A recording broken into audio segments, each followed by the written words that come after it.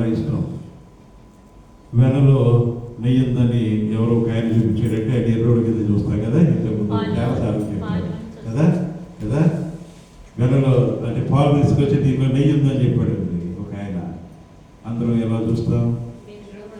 వీడికి విశాఖపట్నంలో ఉన్న వాళ్ళు అయితే 10వ నెంబర్ బస్సు ఎక్కి టైం వస్తుంది అనుకుంటారు.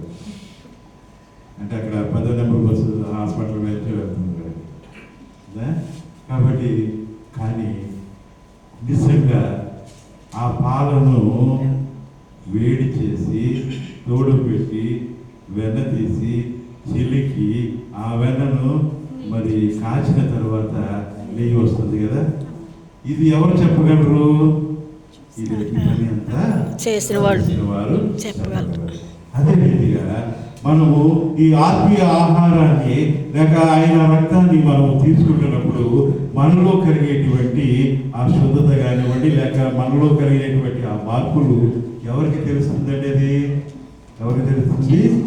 అనుభవించిన వారికి మాత్రమే తెలుస్తుంది. అనుభవించిన వారికి మాత్రమే తెలుస్తుంది. మనము ఎప్పుడైతే ఆ అనుభవంలోనికి మనము వెళ్ళాలి అంటే ఏ రీతిగా ఉండాలి? మనము శుద్ధి చేసుకోవాలి. ఆయన చెత్తకు మరి నెలకు ఒకసారి ఆయన పాదాల చెత్తకు వచ్చి ఆయన శరీర రక్తాల్లో పాలు పంపులు పొందడానికి సిద్ధపడుతూ వస్తున్నాం. సిద్ధపడి వచ్చినప్పుడు అది ఏ రీతిగా ఉండాలంటే నీ అనుభవంలోనికి అది వచ్చేటట్టుగా నీ సిద్ధపాటు ఉండాలి. అది ఎవరైతే ఆ అనుభవంలోనికి వచ్చిన వారైతారో, ఎవరైతే అనుభవాన్ని రుచి చూచిన వారైతే ఉంటారో మరి ఆయన అది మనకు వ్యక్తిగతంగా మనకు విషదమవుతుంది. ఒక ఆవిడ మన సంఘస్థురాలే, అయ్యారు మీరు ఇచ్చేది ద్రాక్షరసమే కాదండి, మేము అప్పుడప్పుడు బకాలలో కొనుక్కు తాగుతాం, అప్పుడు వేరేగా ఉంటుంది, కానీ మీరు ఆ కమ్యూనల్ రోజు లేక ప్రభురాత్రి భోజన సంస్కారం రోజు ఇచ్చినప్పుడు ఏంటంటే డిఫరెంట్గా ఉంటుంది టేస్ట్ అనేసి అన్నారు ఆవిడ. కనుక ఆ రుచిలోనికి ఆ స్థితిలోనికి మనం వెళ్ళగలిగిన వారమై ఉండాలి.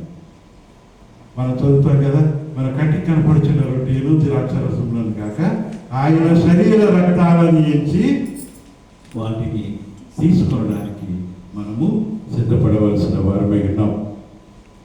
ఇది ఎప్పుడైతే మనం తీసుకుంటామో మన్నా ఎక్కడి నుంచి వచ్చిందండి? అది మన్నా ఎక్కడి నుంచి వచ్చిందండి? పరలోకాల నుంచి వచ్చింది.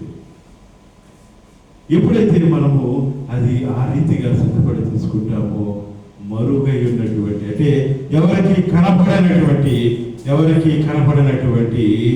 ఆ యొక్క స్థితి లేక ఆ యొక్క ఘనస్థితి నీకు అనుభవంలోనికి వస్తుంది. ఈ ఆ మన్నా కురిసినప్పుడు అందరికీ కనపడిందా అండి? అది ఎవరికి కనపడింది? దేవుడు ఇశ్రాయేలు ప్రజల కోసం దాన్ని కురిపించారు, అది వారికి కనపడింది. కాబట్టి ఆయన శరీర రక్తాల్లో పాలు పంపులు పొందేటువంటి మనము ఆయనను జ్ఞాపకం చేసుకోవడానికే దీన్ని చేస్తున్నాం. దీని గురించి చేస్తున్నాం అంటే దీన్ని ఆయనను జ్ఞాపకం చేసుకోవడానికే చేస్తున్నాం. అది ఎప్పుడైతే నీ అనుభవంలో ఉంటుందో అప్పుడు మాత్రమే నీవు దాన్ని ఆనందించగలవు లేక సంతోషించగలవు. కాబట్టి ఆ మరుగై ఉన్నటువంటి ఆ మన్నాను ఈ దినాన్న ఆయన నీకు నాకు పంచడానికి నీకు నాకు ఇవ్వడానికి కొరకే ఆయన వస్తూ ఉన్నారు. అది ఎందుకు మరుగై ఉన్నది అంటే మనం అర్థం చేసుకున్న విషయం ఏంటంటే అది ఇందాక చెప్పినట్లే ఎవరికి అందించబడుతుందో అది ఎవరికి అందించబడిందో అది మరుగైంది కాదు, కానీ ఎవరికి అందించబడలేదో అది ఎవరికి అందించబడలేదు అది మరుగై ఉన్నది. జగతి ఎరుగని సౌఖ్యభాగ్యం అన్నారు. ఎవరది? జగతి ఎరుగని సౌఖ్యభాగ్యము.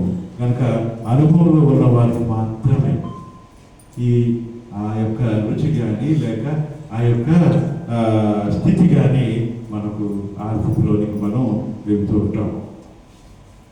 కాబట్టి మనం ఆత్మీయ జీవితంలోనైనా లేక శరీర సంబంధమైనటువంటి జీవితంలోనైనా మనకు మాత్రమే కలిగే మేలు ఏవైతే ఉన్నాయో ఆ అనుభవాలు ఉన్నాయో ఆత్మీయ సంబంధమైన మరి ఆ వాటి కొరకు మనము ప్రాకులాడటం కాదు, కానీ ఆత్మీయ సంబంధమైనటువంటి లేక శరీర సంబంధమైన కానటువంటి వాటి కొరకు మనము ఆతృత పడవలసిన వారమైన వాటి కొరకే పరిగెట్టవలసిన వారమైన దాని కొరకే మనము పరిగెట్టవలసిన వారమైన ఇది ఎందుకంటే భూలోకమైన పనులు ఏమిటంటే మనం భూలోకమైన పనులు ఏంటి మనం చేసే ఉద్యోగాలు